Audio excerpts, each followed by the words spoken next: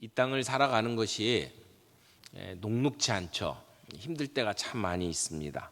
지치기도 하고 때로는 주저앉고 포기하고 싶을 때도 있고 때로는 도망가고 싶을 때도 있습니다.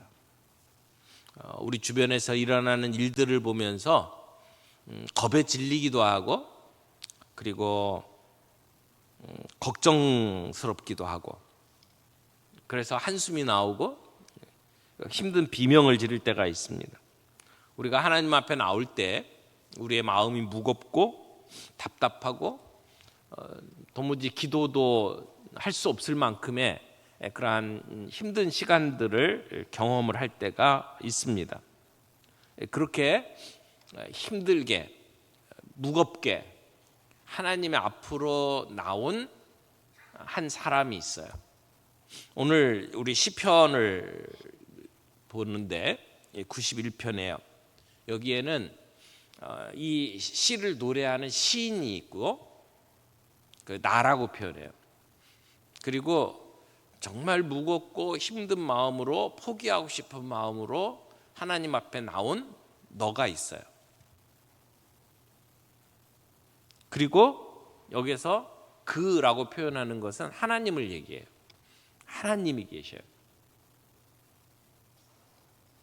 그래서 이 노래를 부르고 있는 시인은 내가 믿는 하나님은 이런 분이야 라고 하는 걸 설명을 해요. 그 1절 2절까지. 그리고 3절부터 13절까지는 내가 믿는 하나님은 너한테 이렇게 하실 거야. 지금 힘들고 지쳐서 답답한 마음을 가지고 하나님 앞에 나온 믿음의 형제들을 가리켜서 그에게 자기의 경험을 가지고 이야기를 하는 거예요. 내가 믿고 있는 하나님은 너한테 이렇게 하실 거야. 그리고 뒤에 14절부터 16절까지의 말씀은 하나님께서 그 형제에게 하는 말을 받아서 전해주는 말씀이에요. 하나님이 너한테 이렇게 말씀하셨어 라고 이야기하는 내용이 오늘 이 시편의 내용이에요. 그래서 하나님 앞에 찾아온 너라고 하는 믿음의 형제에게, 그런데 흔들리고 있고 의기소침하고 포기하고 싶어하는 그 형제에게 신앙의 확신을 심어주고 위로를 전하는 것이 오늘 시편의 내용입니다. 자, 1절 2절 다시 보겠어요. 지존자의 은밀한 곳에 거주하며 전능자의 그늘 아래 사는 자여, 나는 여호와를 향하여 말하기를 그는 나의 피난처요 나의 요새요 내가 의뢰하는 하나님이라 하리니. 하나님께서는 우리를 보호하시는 하나님이에요. 여기 지존자의 은밀한 곳에 거하며 전능하신 자의 그늘 아래 거하는 것, 이렇게 얘기를 하는데 지존자, 전능자 다 하나님을 얘기하는 거죠. 하나님은 전능하신 분이에요. 모든 걸 다 아시는 분이에요. 높은 곳에 계신 분이에요. 강하신 분이에요.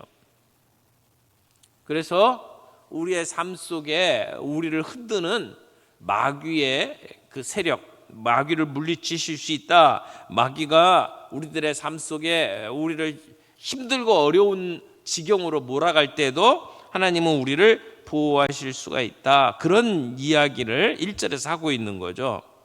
여기 지존자라고 하는 것은 모든 신들 위에 뛰어나신 하나님이라는 뜻이에요. 전능자라고 하는 것은 살피시고 공급하시는 하나님을 얘기해요. 그래서 우리가 마귀의 공격을 받을 때, 그래서 우리가 힘들고 지치고 어려운 순간을 맞을 때 하나님은 우리를 보호하시고 구원해 주신다라고 하는 이야기를 하는 거죠.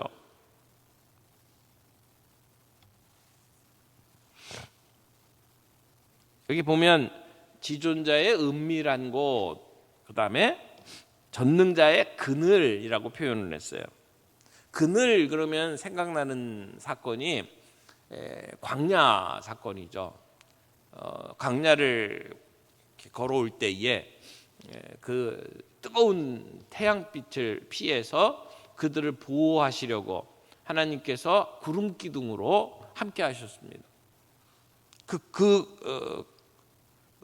그늘이 오늘 생각나는 그러한 장면이죠.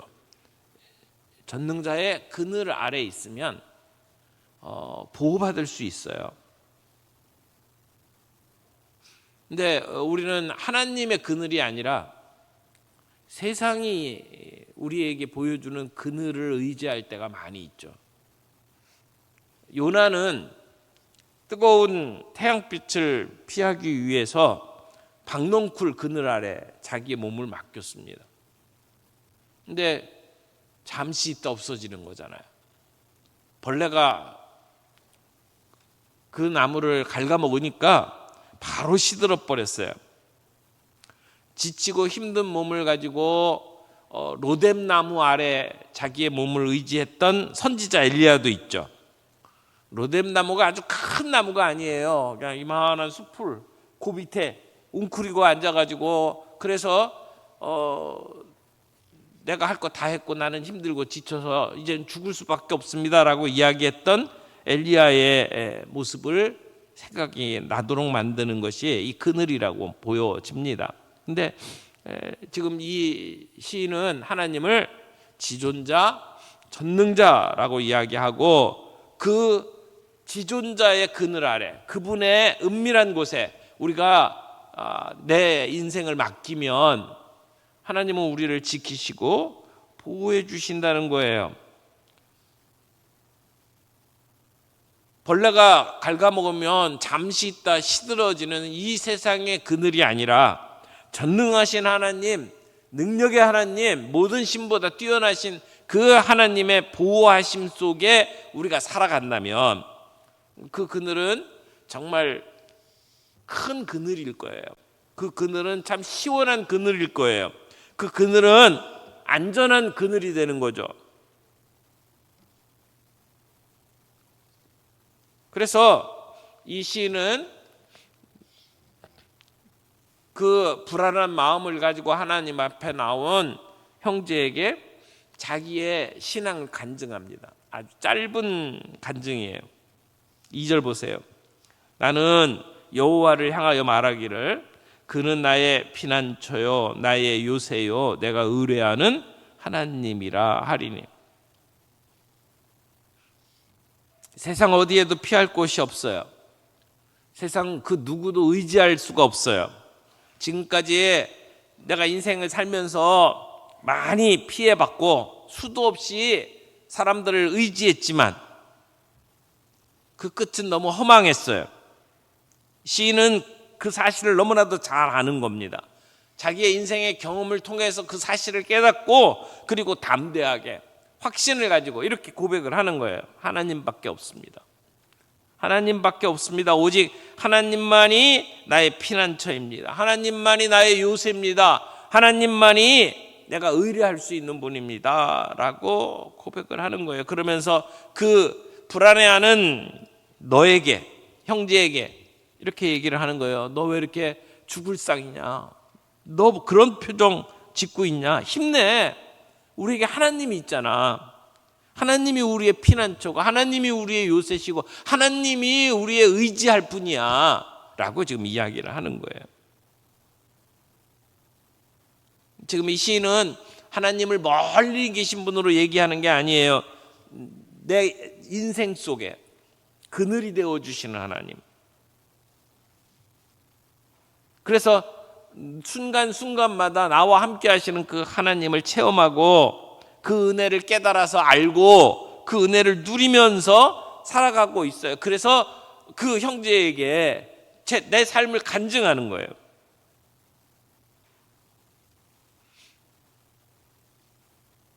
하나님 의지하고 하나님께 나아가면 그분은 우리를 지키시고 보호하시는 분이다. 그분이 나의 피난처시다. 내가 숨을 요새시다. 그러니까 두려움이 나를 감싸고 그리고 걱정 근심이 홍수처럼 나에게 밀려올 때 그때 하나님을 요새로 삼아라. 시련을 부딪혔을 때에 하나님을 의지해라. 그 하나님으로 피난처를 삼아라 라고 이야기를 하는 거예요. 그리고 나서 우리가 본문을 읽지는 않았지만 3절부터 쭉 이어지는 그러한 그 하나님에 대한 소개가 나와요. 하나님은 너한테 이런 분이 될 거야 라고 소개를 합니다. 3절에 보면 사냥꾼의 올무라는 표현이 나와요. 그리고 심한 전염병 이야기를 해요. 5절에서는 밤에 찾아오는 공포, 이 밤에 찾아오는 공포는 들짐승이 공격해 오는 것을 생각을 하면 좋을 거예요. 그 다음에 낮에 날아드는 화살, 이것은 낮에 우리에게 뜨거운 태양빛이 내려쬐는 것을 생각을 하면서 사용한 표현이라고 보여져요. 그리고 어두울 때 퍼지는 전염병, 밝을 때 닥쳐오는 재앙, 6절에 나오는 내용이죠. 좀 무시무시한 단어들을 동원해서 그래서 하나님이 어떠하신 분인지를 이야기를 하는 거예요. 우리가 살면서 우리의 인생 속에 찾아오는 위험, 고통들이 뭔지를 지금 부각시키면서 그런 가운데 하나님이 우리를 지켜주시는 분이다 라고 이야기를 하는 거죠. 그러니까 이 3절부터 7절까지 나오는 내용을 읽으면서 마음속에 그림을 한번 그려보세요. 무시무시한 공포, 재앙, 그런 모습이 막 그려질 거예요. 우리를 잡아먹으려고 하는 덫이 사방에 깔려 있고, 그리고 전염병의 공포가 우리를 뒤덮고, 그리고 나를 죽이려고 하는 화살이 이쪽 저쪽으로 막 날아다니는 그러한 불길한 그러한 상황. 그런데 우리의 인생의 위험이 이렇게 어마어마한데, 그런데 하나님은 어떠한 하나님이냐? 7절에 이렇게 얘기했죠. 7절 말씀 좀 보겠습니다. 1000명이 내 왼쪽에서 10,000명이 내 오른쪽에서 엎드러지라. 이 재앙이 내게 가까이 하지 못하리로다. 1000명이 쓰러지고 10,000명이 쓰러지는 지금 엄청난 위험, 고통, 쓰나미처럼 우리에게 다가오는 일들이 있을 때에, 그때 하나님께서는 너를 지켜주신다. 이 재앙이 내게 가까이 하지 못하리로다 라고 이야기를 하는 거예요.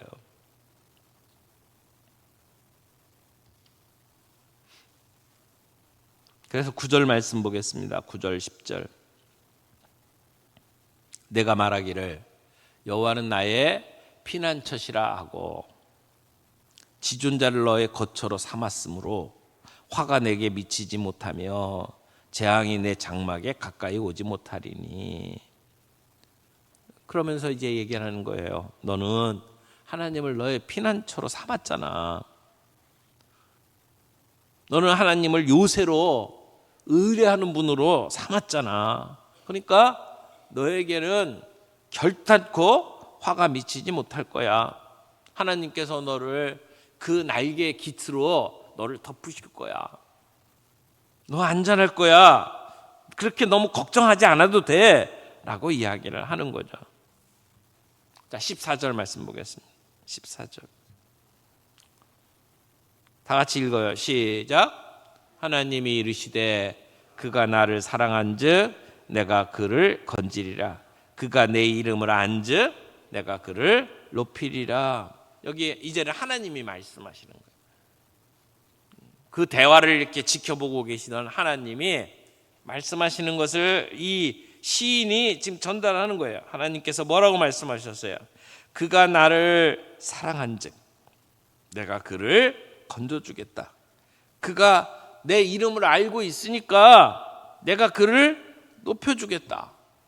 계속해서 나오는 말씀이 그가 나를 부를 때에 내가 응답하겠고, 그가 고난받을 때에 내가 그와 함께 하겠고, 그래서 내가 그를 건져주고 그를 영화롭게 하겠다 라고 말씀을 하는 거죠. 이제 남은 거는 네가 결단할 것밖에 없어. 너의 결단만 남았어 라고 하는 이야기로 진행이 됩니다. 피난처 되시고 요새시고 의뢰할 수 있는 분이고 그 하나님이 우리의 하나님. 그래서 우리는 그 하나님을 사랑하고 그 이름을 알고 그의 이름을 부르면 되는 거예요. 전능하신 그 하나님과 우리가 친밀한 관계를 맺고 있으면 우리는 그분의 보호를 받을 수 있는 거죠. 여러분, 우리의 살아가는 삶의 현실이 녹록치 않고 위험과 고통이 곳곳에 놓여져 있고 두려운 게 사실이지만, 그러나 그 가운데에서도 나와 함께 하시는 하나님, 우리를 건지시고 지키시고 우리를 높이시는 그 하나님을 우리의 피난처로 삼아서 하나님께 의뢰하면 이 세상 그 어느 곳보다 안전한 곳이 거기라는 거예요. 여러분, 피할 곳이 있나요? 우리 지금까지 인생 살면서 이곳저곳 피해 봤잖아요. 지금까지 살면서 이 사람 저 사람 믿어 봤잖아요. 근데 믿고 의지할 곳 하나 없고 피할 곳 없어요. 하나님께 피하는 자가 복되고 안전합니다. 어떤 장소, 어떤 사람이 아니라 하나님만이 피난처입니다.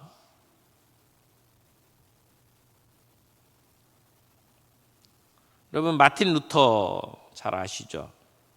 마틴 루터가 수도사이면서도 신학자였습니다. 우리 기독교 역사상 가장 영향력 있는 사람 가운데 하나잖아요.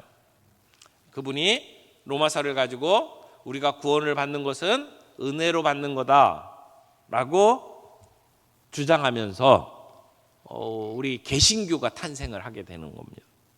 얼마나 중요한 위치에 있는 분입니까? 루터는 음악도 좋아했고 찬양을 참 즐기는 분이었어요. 그래서 이 교회 음악을 끌어들이기도 했고, 그리고 유럽에 있는 여러 나라의 정부 형태에도 영향을 끼친 분이에요. 여러분, 그런 일을 하는 사람을 마귀가 좋아할 리가 없잖아요. 사탄은 이런 하나님의 사람들을 가만히 둘 수가 없어요. 신앙을 지키기 위해서 그 성으로 몸을 숨기고 바르트부르크 성에서 숨어 지내는 동안에 성경을 번역을 해요. 이 독일 사람들이 누구나 다 알아들을 수 있는 말로 성경을 번역을 해요. 그 성경이 많은 사람들에게 이렇게 출판이 돼서 전해지면 사람들이 성경을 읽게 되는 거예요. 그 전까지는 교회 다니는 사람들이, 성당 다니는 사람들이 자기의 눈으로 성경을 읽은 일들이 없어요. 다 신부들이 읽어주는 말로 성경을 들은 거죠. 그것도 자기네 나라 말로 읽어주지도 않았어요. 잘 알아듣지도 못하는 라틴어로 읽어줬단 말이에요. 그러니까 신앙이 제대로 세워질 수가 없는 거예요. 옛날 그 웅장한 성당에 가보세요. 거기에 이렇게 창문에 이게 성경 이야기들이 이렇게 그림으로 그려져 있고 뭐 이런저런 동상들이 있잖아요. 그 왜 그러냐면 성경을 못 읽으니까 그림으로 성경 얘기를 하는 거예요. 그러니까 신앙이 제대로 세워질 리가 없잖아요. 근데 이 독일어로 마틴 루터가 성경책을 지금 번역하고 있어요. 이게 출간이 되면 사람들이 이 신앙 위에 서게 되잖아요. 마귀가 가만히 둘 리가 없죠. 계속해서 마틴 루터를 공격합니다. 어려운 일들이 계속 생겨요. 루터가 번역을 하면서 방 안에서 이 마귀의 존재가 느껴진 거예요. 계속해서 자기를 공격하고 힘들게 하는, 마음이 무겁고 몸에 문제가 생기고 여러 가지 사람들과의 관계에서 어려움을 겪도록 만드는 게 이게 마귀의 장난이구나라고 하는 걸 마틴 루터가 느끼는 거예요. 그래서 너무나 분개한 나머지 자기 책상 위에 있던 잉크를 집어갖고 벽으로 던져버렸어요. 그래가지고 그 오랫동안 그 잉크 자국이 벽에 있다라는 그 이야기를 들은 적이 있습니다. 그런 가운데서도 마틴 루터는 하나님을 의지하고, 그리고 그 어려움 가운데서 자기 일을 감당해내잖아요. 그때 그 마귀의 공격을 느끼면서 말틴 루터가 지은 찬양이 있어요. 그게 우리가 자주 부르는 찬양이잖아요. 내주는 강한 성이여 방패와 병기 되시니 큰 환난에서 우리를 구하여 내시리로다. 옛 원수 마귀는 이때에도 힘을 써 모략과 권세로 무기를 삼으니 천하에 누가 당하랴. 내 힘만 의지할 때는 패할 수밖에 없도다. 힘 있는 장수 나와서 날 대신에 싸우네. 이 장수 누군가? 주 예수 그리스도 만군의 주로다. 당할 자 누구냐? 반드시 이기리로다. 이 땅에 마귀 들끓어 우리를 삼키려 하나 겁내지 말고 섰거라. 진리로 이기리로다. 친척과 재물과 명예와 생명을 다 빼앗긴다 해도 진리는 살아서 그 나라 영원하리라. 그 찬양을 쓴 거예요. 그리고 그걸 함께 성도들과 부르는 거예요. 사랑하는 성도 여러분, 오늘 이 새벽에 그 하나님을 나의 피난처로 삼고 나의 요새로 삼고 내가 의지할 분으로 삼고, 그래서 그 전능자의 그늘 아래 머무는 저와 여러분들이 되기를 바랍니다. 그분 앞에 나아가서 우리의 모든 문제를 내려놓고 그분의 그늘 아래 우리가 우리의 인생을 맡길 때 우리는 그 하나님의 보호를 받고 우리는 그 우리를 무너뜨리려고 하는 마귀의 권세에서 우리를 지켜낼 수가 있을 겁니다. 우리의 삶에 수많은 위기, 공포가 있어요. 사냥꾼의 올무, 전염병, 그리고 재앙, 사람들이 우리에게 깔아놓은 수많은 그러한 덫들이 있잖아요. 1000명이 쓰러지고 10,000명이 쓰러지는 상황 속에서도 우리는 하나님 그늘 아래 거하며 그분을 의지하며 그분의 이름을 부르며 그분 앞에 우리의 문제를 내어 맡기는 그러한 믿음을 가지고 살아갈 때에 우리는 그 마귀의 공격에 대처할 수 있게 되고 우리의 삶 속에서 하나님의 보호를 경험하게 된다는 것입니다. 오늘 이 말씀 생각하면서 우리 찬양 하나 같이 하죠. 피난처 있으니라고 하는 찬양인데요. 찬송가 70장입니다. 피난처 있으니 환난을 당한 자 이리 오라. 땅들이 변하고 물결이 일어나 산 위에 두루 넘치되 두렵지 않네. 왜요? 하나님이 우리의 피난처 되시고 우리의 요새 되시고 우리의 의지할 분이 되시기 때문에. 우리 같이 찬양하겠습니다.